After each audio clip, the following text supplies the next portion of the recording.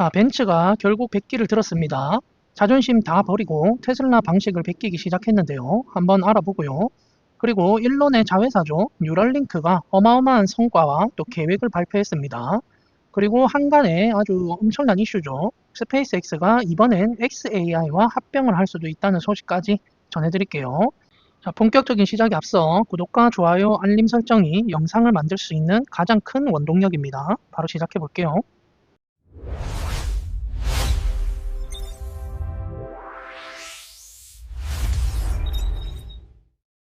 자, 그동안 우리가 테슬라의 방식이 맞다, 결국엔 비전 AI가 정답이다 라고 그렇게 외쳤었는데 드디어 자동차 역사의 상징인 메르세데스 벤츠가 사실상 백기를 들었습니다. 자, 무슨 일이 벌어진 건지 바로 들어가 보시죠. 자사의 자율주행 기술을 세계 최초 레벨 3라고 자랑했던 메르세데스 벤츠가 조용히 그 기술을 포기하고 결국 테슬라 방식을 따라가기로 했습니다. 기억나실 거예요. 딱 한 3년 전쯤이었는데 벤츠가 우리 플래그십 세단에 세계 최초로 레벨 3 자율주행을 넣었다라면서 엄청나게 홍보를 했었는데 사람들은 믿었어요. 역시 벤츠다. 기술의 벤츠가 테슬라보다 더 안전하게, 더 완벽하게 해내는구나. 그렇게 믿었었죠. 하지만 결과는 어땠습니까? 정말 초라했습니다.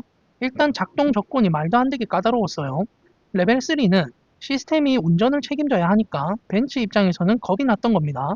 처음엔 시속 60km 이하에서만 켜졌고 나중엔 95km까지 올렸다고는 하지만 그것도 독일 아우토반 특정 구간에서만 됐어요. 또 비 오면 안 돼, 흐리면 안 돼, 앞에 차 없으면 안 돼. 이 모든 조건을 다 맞춰서 겨우 켜도 조금만 이상하면 바로 꺼져버리기 일쑤였죠. 게다가 고정밀 지도가 있는 곳에서만 작동하는데 구독료는 또 얼마나 비쌌는지 아세요? 미국 기준으로 3년에 520만 원이었어요. 소비자들 입장에선 돈은 냈는데 쓸 수 있는 곳이 없다라며 불만이 폭발할 수밖에 없었죠. 벤츠가 이렇게까지 했던 거는 라이다 센서랑 또 고정밀 지도를 떡칠해서라도 사고 책임을 피하고 싶었기 때문이에요. 그런데 결국 이 비싼 시스템을 아무도 안 사게 된 거죠. 그래서 벤츠가 내린 결론이 뭐냐? 아, 라이다로는 답이 없구나. 소프트웨어는 테슬라가 맞았다. 이걸 인정한 건데요. 벤츠는 그걸 인정하고도 여전히 라이다와 레이더를 포함한 센서 퓨전 방식을 고수하고 있거든요.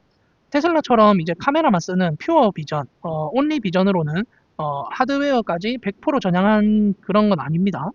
벤츠는 이제 그 비싼 드라이브 파일럿 옵션을 더 이상 제공하지 않습니다. 대신 MB 드라이브 어시스트 프로라는 새로운 시스템을 밀기 시작했는데요. 이게 방식이 테슬라랑 완전히 똑같아요. 카메라와 AI를 이용한 비전 방식으로 전환을 한 거죠. 최근 그 라스베가스 시연에서도 테슬라랑 거의 비슷한 성능을 보여줬다고 하는데 그 배경엔 엔비디아가 있습니다. 그 벤츠가 엔비디아의 알파 마요라는 AI 두뇌를 빌려와서 테슬라처럼 엔드-투-엔드 방식을 구현하려는 건데요. 이 엔드-투-엔드가 뭐냐면 사람이 일일이 코딩해서 가르치는 게 아니라 AI가 수많은 주행 영상을 보고 스스로 이럴 땐 이렇게 핸들을 꺾는 거구나 하고 학습하는 방식인 거예요. 테슬라가 FSD 버전 12에서 보여준 그 혁신을 벤츠도 이제야 따라오기 시작한 겁니다. 결국 라이다 진영의 실패, 그리고 비전 AI 진영의 승리가 확실해지고 있는 것 같고요. 한때 테슬라를 보고 라이다도 없는 위험한 차라고 비웃던 레거시 브랜드들이 이제는 살기 위해서 테슬라의 방식을 베끼고 있는 상황입니다. 테슬라가 걸어온 길이 정답이었다는 게 다시 한번 증명되는 셈이에요. 이 AI 자율주행에 대한 자세한 내용은 제가 이번 주에 특집으로 해가지고 일요일이나 한번 준비해서 영상 올려드리겠습니다. 꼭 한번 시청해보세요. 자, 그럼 화제를 돌려볼게요. 벤츠가 테슬라를 따라오는 동안 테슬라는 이미 그 다음 단계로 넘어갔는데요. 이제 26년 올해가 바로 테슬라가 자동차 회사의 껍질을 깨고 물리적 AI 로봇 기업, 피지컬 AI 기업으로 다시 태어나는 원년이 될 걸로 보이는데요. 미국의 투자은행 파이퍼 샌들러와 또 바클레이즈에서 아주 흥미로운 분석을 내놨는데요. 핵심은 테슬라가 그 모델 S와 모델 X의 생산을 중단한다고 얘기했었잖아요. 그런데 모델 S랑 X가 어떤 차입니까?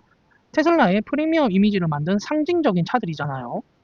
근데 이걸 단종시키고 거기서 휴머노이드 로봇 옵티머스를 만들겠다고 실적 발표 때 선언한 것에 대한 그런 분석을 내놨는데요. 이건 정말 엄청난 도박이자 결단입니다. 테슬라는 올해 설비 투자에만 무려 200억 달러, 우리 돈으로 약 26조 원을 쏟아붓기로 했습니다. 이게 어느 정도냐면 테슬라가 가진 현금의 44%를 한 해에 다 태우는 건데요. 그 돈으로 뭘 하냐? 로보택시 생산량을 매달 2배씩 늘리고 5개월 안에 7개 도시에서 무인 택시 서비스를 시작하겠다는 계획입니다. 자, 파이퍼 샌들러는 이걸 보고 테슬라 목표 주가 500달러를 유지하겠다고 했고요. 테슬라가 빚보다 현금이 훨씬 많아서 이 정도 돈을 써도 끄떡없다는 거죠. 바클레이즈의 댄 레비 애널리스트도 비슷한 의견인데요. 테슬라는 이제 물리적 AI, 그러니까 화면 속 AI가 아니라 현실에서 움직이는 AI 단계로 진입했다고 평가했습니다. 특히 경쟁력 차이가 어마어마합니다. 구글 웨이모가 쓰는 자율주행차는 대당 1억 5천에서 2억 원이 넘는데요. 근데 테슬라의 로보택시, 사이버캡은 얼마 정도 할까요? 한 4천만 원 이하로도 만들 수 있어요. 가격 경쟁 자체가 안 되는 그런 게임이죠. 물론 우려의 목소리도 있습니다. 전 테슬라 이사회 멤버였던 스티브 웨슬리는 중국 로봇 기업들의 추격이 무섭다면서 경쟁이 치열할 거라고 경고했습니다. 하지만 동시에 이렇게 덧붙였죠. 일론 머스크에게 반대로 베팅하는 건 어리석은 짓이다라고요. 26조 원이라는 천문학적인 돈을 쏟아부어 로봇 세상을 열겠다는 일론 머스크의 승부수. 과연 올해 연말에 우리는 웃고 있을까요? 저는 충분히 승산이 있다고 봅니다. 자, 그럼 화제를 돌려서 다음 소식으로 가볼게요. 자, 뇌와 컴퓨터를 연결하는 일론 머스크의 뉴럴링크가 영국에서 첫 임상 실험 결과를 내놨는데요. 그 내용이 아주 놀랍습니다. 이번 영국 임상의 주인공은 세바스찬이라는 분인데요. 원래 의대생이었는데 안타깝게도 사고로 모가래가 전신마비된 상태였죠. 그런데 이분이 뉴럴링크 칩을 뇌에 이식받고 뭐라고 했냐면요. 바로 마법 같다라고 표현했습니다. 예전에는 눈동자를 굴려서 어렵게 컴퓨터를 썼다면 이제는 그냥 손을 움직이겠다고 생각만 하면 커서가 움직인다는 거예요. 덕분에 지금은 생각만으로 노트북을 켜서 의대 시험 공부도 하고 논문도 넘겨보고 있다고 하네요. 정말 기술이 한 사람의 인생을 바꿔놓은 거죠. 도대체 이게 어떻게 가능한 걸까요? 기술적으로 보면 머리카락보다 10배나 얇은 실 같은 정극 1024개를 뇌에 심는 건데요. 사람 손으로는 절대 못하고 전용 로봇인 R1이 뇌의 아주 미세한 혈관들을 피해서 손을 움직이는 담당 구역에 정확히 꽂아 넣습니다. 가장 큰 장점은 무선이라는 건데요. 예전 장비들은 머리에 큰 선이 주렁주렁 달려 있었지만 뉴럴링크는 동전만한 칩이 두개골 안에 쏙 들어가서 겉으로는 전혀 티가 나지 않는다는 거예요. 뉴럴링크의 야망은 여기서 끝이 아닙니다. 이제는 블라인드 사이트라는 프로젝트로 넘어가는데요. 이건 이름 그대로 시각을 잃은 분들에게 빛을 돌려주는 그런 기술이에요. 눈이 안 보이거나 시신경이 손상된 경우 카메라가 본 장면을 뇌의 시각 처리 구역으로 바로 쏴주는 방식입니다. 일론 머스크는 이걸 통해 선천적으로 앞을 못 보던 사람도 시각 정보를 뇌로 직접 받을 수 있을 거라고 장담하고 있어요. 현재 규제 당국의 승인을 기다리고 있다고 하니 조만간 소식이 들려올 것 같아요. 자, 그리고 앞으로의 계획도 엄청난데요. 올 연말에는 지금보다 성능이 3배 좋은 칩이 나올 예정이라 하고요. 나중에는 이 칩을 통해 테슬라의 로봇인 옵티머스에 접속하는 것까지 꿈꾸고 있다고 합니다.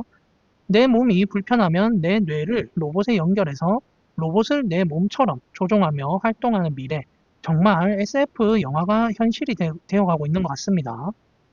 자, 그럼 또 화제를 돌려서 이번에는 일론 머스크의 제국의 거대한 통합 이야기를 해볼 건데요.